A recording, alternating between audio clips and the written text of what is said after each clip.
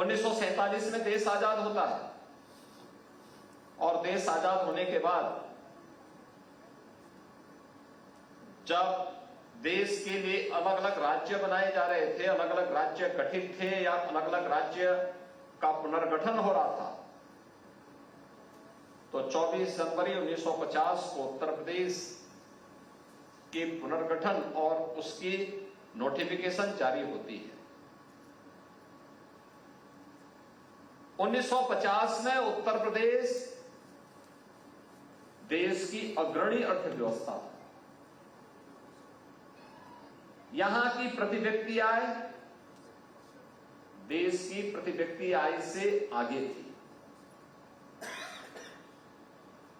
उत्तर प्रदेश का जो तात्कालिक दृश्य इंफ्रास्ट्रक्चर था वह तमाम अन्य राज्यों से बेहतर माना जाता था।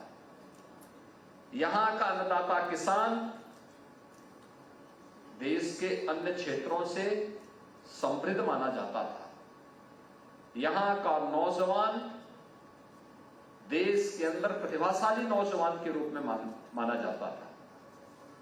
देश के अंदर शिक्षा हो या सुरक्षा, इन दोनों मामलों में उत्तर प्रदेश का ही नौजवान जाता था और वहां पे अन्य राज्यों में भी अपना योगदान देता था। लेकिन ऐसा क्या हुआ कि 1950 के बाद से लगातार ये गिरावट आती गई और 2017 आते आते ऐसा संकट आ गया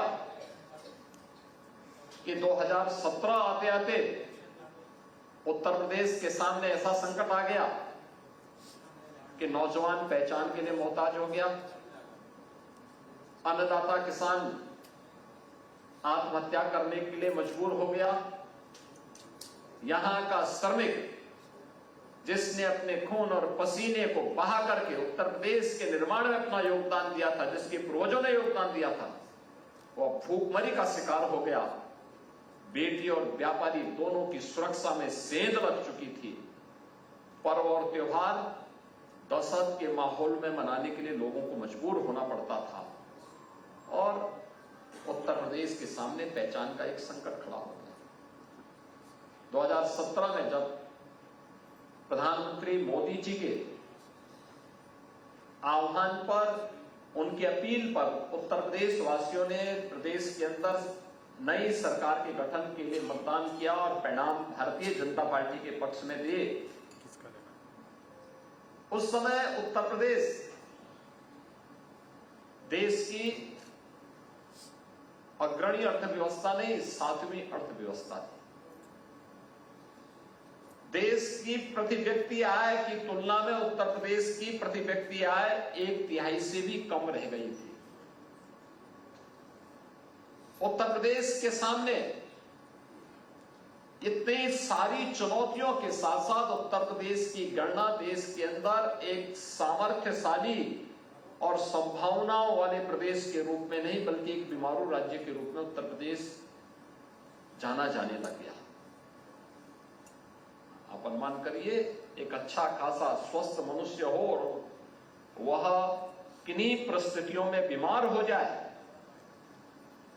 और लोग उसको बीमारू के रूप में ही उसकी पहचान बना दे, तो क्या स्थितियां होंगी? यानी उसके अस्तित्व के सामने संकट आ जाएगा। और यही अस्तित्व का संकट पिछली सरकारों ने उत्तर प्रदेश के सामने खड़ा किया था। 2017 में जब हम लोगों ने यात्रा प्रारंभ की तो 2017 की इस यात्रा में जिस उत्तर प्रदेश में यह मान्यता हो गई थी भारत सरकार में, क्योंकि मुझे 5 बार देश की संसद में जाने का अवसर प्राप्त हुआ था और मैं इस बात को मानता था कि उत्तर प्रदेश के जिन भी मुद्दों को लेकर के हम देश की संसद में आवाज उठाते थे, एक बात हमारे सामने आती थी वहां पर कि लोग मानते थे कि देखिए कोई भी स्कीम बनाते हैं तो उत्तर प्रदेश में आकर के वो फेल हो जाएगी, क्योंकि यहां के जो उस समय यहां की सत्ता का संचालन करने वाले लोग थे, वो लोग चाहते ही नहीं थे कि उत्तर प्रदेश में कुछ हो। वे हर एक मामले में उन स्कीम को फेल करने के लिए अपनी पूरी ताकत लगाते थे।